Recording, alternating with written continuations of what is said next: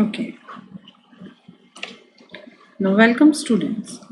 आज हम अपने विटामिन्स के चैप्टर के लास्ट पार्ट पर हैं और वाटर सॉल्युबल बी ग्रुप के विटामिन्स में जो लास्ट 3 विटामिन्स हैं उसमें सबसे पहला है विटामिन B6 या पेरिडॉक्सिन। पेरिडॉक्सिन जो है विटामिन है, इसके 2 या 3 फॉर्म्स होते हैं जिसमें ये नेचर में मिलता है, प्रकृति में पाया जाता है। उसमें से प्लांट फूड्स जो हैं, जो हमें वनस्पति से जो आहार मिल रहा है उसमें ये ज़्यादातर पेरिडॉक्सिन के फॉर्म में मिलता है, और जो एनिमल फूड्स हैं या जो मांसाहारी भोजन है उसमें ये पेरिडॉक्सल या पेरिडॉक्सल फॉस्फेट के रूप में पाया जाता है।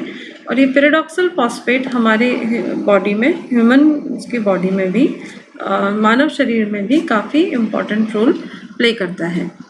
ये बहुत ही संवेदनशील है लाइट और शार्प के लिए। प्रकाश, अगर सूरज की रोशनी पड़ रही है, प्रकाश सीधा इसके ऊपर पड़ रहा है या शार्प की मौजूदगी है तो ये बहुत तेज़ी से नष्ट होने लगते हैं, धीरे धीरे ये खराब होने लगते हैं। ताप के लिए स्थायी है। कुकिंग के टाइम जो टेम्परेचर हम इस्तेमाल करते हैं, हीट जो हम देते हैं, उससे इतना इस पर फ़र्क नहीं पड़ता, लेकिन रोशनी जो सूरज की इसके ऊपर पड़ती है उससे इसमें धीरे धीरे नष्ट होने लगता है, ख़ास तौर पे जब हम इसको भोजन के रूप में ले लेते हैं। मतलब कोई चीज़ है जो ड्राई करके आपने रखी हुई है, दाना पेड़ से टूट चुका है, उसके बाद ये वाला इसमें चेंज आना शुरू होगा। पानी में तेज़ी से घुलता है।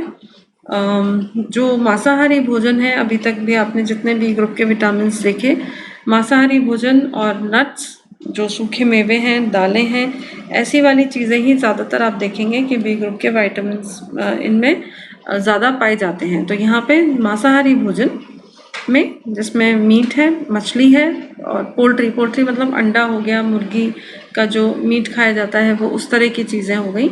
नट्स एंड पल्सेस, तो दालें, और नट्स में आ गए आपके बादाम, अखरोट, इसके अलावा चिरौंजी, और आजकल जो अलग अलग तरह के सीड्स आपने बहुत सारे सुने होंगे, वो सब इसमें पेरिडॉक्सिन की अच्छी मात्रा पाई जाती है। जो इसके फंक्शंस हैं, पेरिडॉक्सिन भी एक कोएंजाइम के रूप में शरीर में, पेरिडॉक्सल फॉस्फेट के रूप में हमारे शरीर में काम करता है, और इसका जो मेन इम्पॉर्टेंट फंक्शन है वो प्रोटीन के उपयोग से या उसके चयापचय या मेटाबॉलिज्म से जुड़ा हुआ है।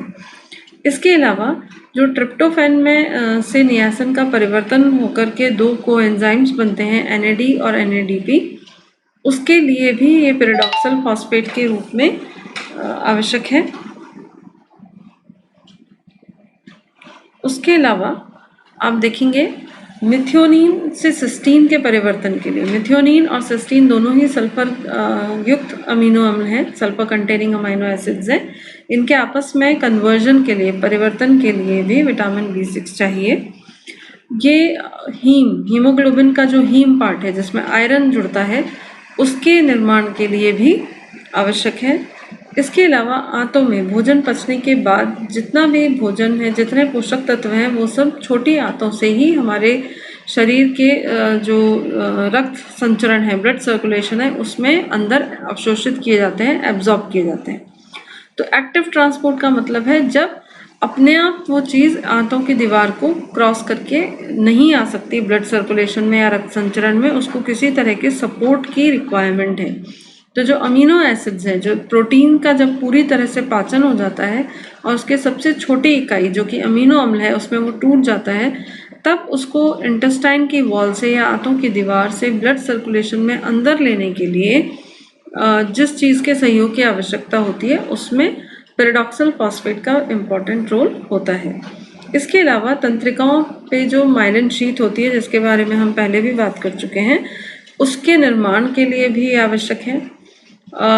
किडनी में आपके जो किडनी में यूरिनरी जो स्टोन्स फॉर्मेशन होती है, जो पथरी बन जाती है किडनी के अंदर, वृक्क के अंदर, उससे बचाव के काम आता है पेरिडॉक्सिल। इसके अलावा पेंटोथेनिक एसिड, ये भी बी ग्रुप का एक विटामिन है जो कोएंजाइम A में परिवर्तित होता है, और इसकी बहुत अधिक आवश्यकता होती है कार्बोहाइड्रेट के मेटाबॉलिज्म के लिए। तो पेंटोथेनिक एसिड से कोएंजाइम ए के निर्माण के लिए पिरिडॉक्सिन की आवश्यकता है। अभी तक हमने जितने बी ग्रुप के विटामिन देखे उसमें आप एक कॉमन चीज़ ये देखेंगे कि एनर्जी के यूटिलाइजेशन के लिए, ऊर्जा के इस्तेमाल के लिए, जो भी भोजन से आप ऊर्जा प्राप्त कर रहे हैं उसको आप सच में शरीर में काम में ले सकें, उसके लिए उसके अलावा जितने मैक्रो न्यूट्रिएंट्स हैं, जो 3 हमारे मेजर न्यूट्रिएंट्स हैं जो हमें ऊर्जा प्रदान करने का काम करते हैं, कार्बोहाइड्रेट, फैट और प्रोटीन, उनके इस्तेमाल के लिए प्लस तंत्रिका तंत्र के स्वास्थ्य के लिए बी ग्रुप के विटामिन्स की बहुत ज़्यादा आवश्यकता होती है। तो आप ये समझ सकते हैं कि अगर बी ग्रुप के विटामिन्स हमारे आहार में कम हो जाएं तो आपका पाचन तंत्र, आपका तंत्रिका तंत्र, that is digestive system, nervous system पूरी तरह से अफेक्ट होगा। और अगर ये 2 मेजर जो सिस्टम्स हैं अगर यही प्रभावित हो गए तो आपकी बॉडी की पूरी काम करने की क्षमता, आपका ओवरऑल हेल्थ बुरी तरह से प्रभावित होगा, एडवर्सली उस पर इफ़ेक्ट्स आएंगे। अगर इसकी कमी हो जाए, जो कि ज़्यादातर अकेले देखने को नहीं मिलती है, इसके साथ नियासिन और राइबोफ्लेविन की कमी भी अधिकतर पाई जाती है, तो क्या समस्याएं हो सकती हैं और इनके कारण क्या हैं। सबसे पहले तो अगर किसी भी कारण से अवशोषण, आंतों में जो अवशोषण है वो सही से नहीं हो पा रहा, जो एब्जॉर्प्शन का प्रोसेस है वो किसी भी वजह से ठीक तरह से काम नहीं कर पा रहा है, उसका कारण कोई बीमारी हो सकती है, कोई दवाई हो सकती है। गर्भावस्था के दौरान ये देखने को मिलता है काफ़ी। छोटे बच्चों में ये उस कंडीशन में हो सकता है अगर बहुत ज़्यादा जो प्रसंस्कृत दूध के आजकल फॉर्मूला मिल्क जो दिया जाने लगा है बच्चों को, उसके कारण ये कमी हो सकती है। बहुत ज़्यादा लंबे समय से और बहुत ज़्यादा अगर कोई अल्कोहल का इस्तेमाल कर रहा है और कुछ दवाइयों के साइड इफ़ेक्ट के तौर पे भी इसकी कमी देखने को मिल सकती है। इसकी कमी से होने वाली जो मुख्य समस्या है वो है हाइपोक्रोमिक माइक्रोसाइटिक अनीमिया। हाइपोक्रोमिक मतलब लाल रंग जो है वो हल्का हो जाएगा। जैसे आप यहाँ ये एक नॉर्मल रेड ब्लड सेल है और यहाँ पे ये माइक्रोसाइटिक अनीमिया की कंडीशन में ब्लड के अंदर कैसा दिखाई देगा वो है। तो यहाँ पे सेल का आकार ये है, माइक्रो मतलब छोटा, साइटिक मतलब सेल। माइक्रोसाइटिक हाइपोक्रोमिक हल्का लाल रंग लिए हुए अगर ब्लड है तो इसका मतलब ये इस विटामिन की कमी की वजह से हो रहा है। छोटे बच्चों में इस पाया गया है कि शुरुआती स्टेज में ये बहुत ज़्यादा अधिक चिड़चिड़ापन, रोना ये हो सकता है और अगर इस पे ध्यान ना दिया जाए तो ये दौरे पड़ने तक की समस्या हो सकती है। बड़े लोगों में ये होने से नींद का जो चक्र है वो बिगड़ा हुआ हो सकता है, स्लीप डिस्टर्बेंसेस हो सकते हैं, नींद नहीं आ रही है, चिड़चिड़ापन है, डिप्रेशन है, ऐसी सारी समस्याएं इसकी वजह से हो सकती हैं। इसके अलावा मुंह के आसपास होने वाले जो सिम्टम्स हैं, जैसा हमने पहले भी देखा था थायमीन और राइबोफ्लेविन के समय में, होठ के किनोर पे घाव, सूजन, कटने के निशान, जीभ पे लालपन और जलन की फीलिंग और फटे हुए होठ, कई बार ज़्यादा फटे हुए वाली स्थिति में, ड्राइनेस की स्थिति में खून आने की समस्या हो सकती है। अगला जो विटामिन है, अगले 2 जो विटामिन हम पढ़ने वाले हैं, इन पे अभी कुछ चीज़ें पता की जा चुकी हैं और कई सारी जानकारियाँ भी मिलना बाकी है। तो उसमें जो पेंटोथेनिक एसिड है, इसकी खोज 1939 में आरजे विलियम्स ने की थी। इसको अलग किया था खाद्य पदार्थों से, और क्योंकि ये प्रकृति में काफ़ी अच्छी मात्रा में मिल जाता है खाद्य पदार्थों में, फूड आइटम्स में, इसलिए अभी तक इसकी एसच डेफिशिएंसी देखने को नहीं मिली है। लेकिन जो भी लैब के एक्सपेरिमेंट्स हुए हैं उनमें ये पाया गया है कि अगर पेंटोथेनिक एसिड की कमी हो तो उसकी वजह से तंत्रिका तंत्र, nervous system, adrenal cortex, adrenal ग्रंथि का जो आगे वाला हिस्सा है, अग्रभाग है, स्किन एंड हेयर, इन सब पे इसके दुष्प्रभाव देखे जा सकते हैं। इसका जो कोएंजाइम फॉर्म है, जैसा हमने सारे बी ग्रुप के विटामिन्स में देखा कि वो पहले कोएंजाइम में परिवर्तित होते हैं और फिर वो बहुत ही इम्पॉर्टेंट जो बायोलॉजिकल उनके फंक्शंस हैं वो पूरे करते हैं। तो ये कोएंजाइम जो है, ये कोएंजाइम ए के फॉर्म में पेंटोथेनिक एसिड का होता है, जो कि फैटी एसिड्स के सिंथेसिस के लिए, निर्माण के लिए। भोजन से जो फैटी एसिड आपको मिला उनसे उनको पहले डाइजेस्ट करके उसके बाद दोबारा वो वसी अम्ल या फैटी एसिड बनाए जाते हैं जिनकी शरीर को आवश्यकता होती है। तो उनके निर्माण के लिए पेंटोथेनिक एसिड की आवश्यकता है। और उसके अलावा वो फैटी एसिड बनने के बाद उनका एक बहुत इम्पॉर्टेंट काम ये होता है कि हर कोशिका के ऊपर जो झिल्ली होती है, जो सेल मेम्ब्रेन होती है, उसमें प्रोटीन के साथ साथ एक फैट और फास्फोरस का जुड़ा हुआ यौगिक होता है जिसे फॉस्फोलिपिड कहा जाता है। इसको कोशिका के अंदर तक पहुंचाना, उस झिल्ली के में इसको पहुंचाने का काम करने के लिए कोएंजाइम ए की आवश्यकता होती है। इसके अलावा कोलेस्ट्रॉल का निर्माण, स्टेरॉयड हार्मोन्स या जिनको हम सेक्स हार्मोन्स भी कहते हैं, विटामिन ए और विटामिन डी के निर्माण के लिए पेंटोथेनिक एसिड की आवश्यकता है। यानी अगर आपके आहार में पेंटोथेनिक एसिड नहीं है और कैरोटीन आप आहार से ले रहे हैं, मांसाहारी भोजन नहीं करते हैं, तो विटामिन ए नहीं बनेगा शरीर में, धूप में विटामिन डी नहीं बना पाएगी स्किन। इसके लिए पेंटोथेनिक एसिड होना ज़रूरी है।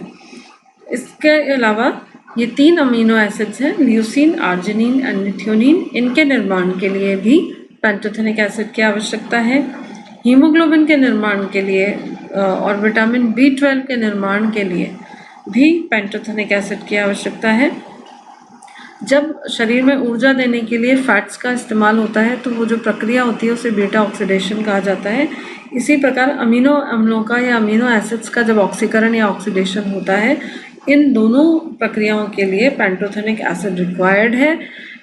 ये देखा गया है कि 70 से ज़्यादा ऐसे एंजाइम्स हैं जो पेंटोथेनिक एसिड के ऊपर निर्भर करते हैं अपने काम को करने के लिए। कोएंजाइम ए के रूप में पेंटोथेनिक एसिड तकरीबन 70 से अधिक एंजाइम्स के लिए सहायक के रूप में काम करता है। इसके जो अच्छे स्रोत हैं वो हैं लिवर, किडनी, अंडे का पीला वाला हिस्सा, खमीर या यीस्ट, हरी ताज़ी सब्जियां, दूध और मीट, इन सब में पेंटोथेनिक एसिड अच्छी मात्रा में पाया जाता है। और अब हम आ गए हैं अपने आखिरी विटामिन के ऊपर जिसे कहते हैं बायोटिन। इसके बारे में अभी बहुत ही सीमित जानकारी उपलब्ध है, जिसके अनुरूप अभी तक इसकी कमी देखने को नहीं मिली है। बहुत ही विशेष परिस्थितियों में, बहुत ही विशिष्ट परिस्थितियों में ये कमी देखी जा सकती है। जैसे कि एक स्थिति ये है कि अगर कोई बहुत ज़्यादा कच्चे अंडे का इस्तेमाल करता है खाने में, ये पता लगाया गया कि करीब 20 कच्चे अंडे अगर रोज़ कोई खा रहा है तो उस स्थिति में उसे बायोटिन की कमी हो सकती है, क्योंकि उस कच्चे अंडे के अंदर ऐसा एक जटिल यौगिक होता है जो बायोटिन की उपलब्धता को रोकता है। करीब 4 ऐसे एंजाइम्स हैं जो बायोटिन पर निर्भर करते हैं और ये चारों एंजाइम TCA साइकिल से या क्रैब साइकिल से जुड़े हुए हैं, जो कि कार्बोहाइड्रेट के मेटाबॉलिज्म या चयापचय से संबंधित है। अगर इसकी कमी होती है, इस तरह के जो डिजीज़ेज़ हैं, ये लैब में एक्सपेरिमेंट करके देखा जाता है कि क्या पोषक तत्व के हटने से किस तरह के नुकसान हो सकते हैं। तो अगर कभी बायोटिन की कमी होती है तो डिप्रेशन, हैलुसिनेशन, अजीब अजीब सी चीज़ें दिखना, मांसपेशियों में दर्द रहना, muscle pain, localise paraesthesia. Paraesthesia का क्या मतलब है? त्वचा में बिना किसी कारण के कभी ऐसा लग रहा है कि आपको इचिंग हो रही है, कभी ऐसा लग रहा है कि सुई चुभ रही है, कभी बहुत ठंड लग रही है, कभी गर्मी लग रही है, कभी हाथ पैर सुन्न हो रहे हैं। अगर ऐसा बहुत ज़्यादा होता है बिना किसी कारण के तो ये बायोटिन की कमी हो सकती है। इसके अलावा एनोरेक्सिया नर्वोसा मतलब भूख नहीं लगेगी। एलोपेशिया, बाल एक तो होता है नेचुरली बाल झड़ना, जो मेल्स में बॉल्डनेस होती है। एलोपेशिया के कारण पैचेस में बाल हटते हैं। जैसे एक जगह छोटा सा पैच हुआ जहाँ से बाल गायब हुए, उसको छुपाया जा सकता है। फिर दूसरी जगह सेम प्रॉब्लम हो गई, धीरे धीरे जब ये पैचेस बढ़ते जाते हैं तो वो पूरी तरह से बालों को ख़त्म कर सकते हैं स्किन पे। स्केली डर्मेटाइटिस, त्वचा में इन्फ्लेमेशन, इन्फेक्शन, पपड़ी जम जाना, बहुत ज़्यादा ड्राइनेस होना, ये बायोटिन की कमी के सिम्टम्स हैं।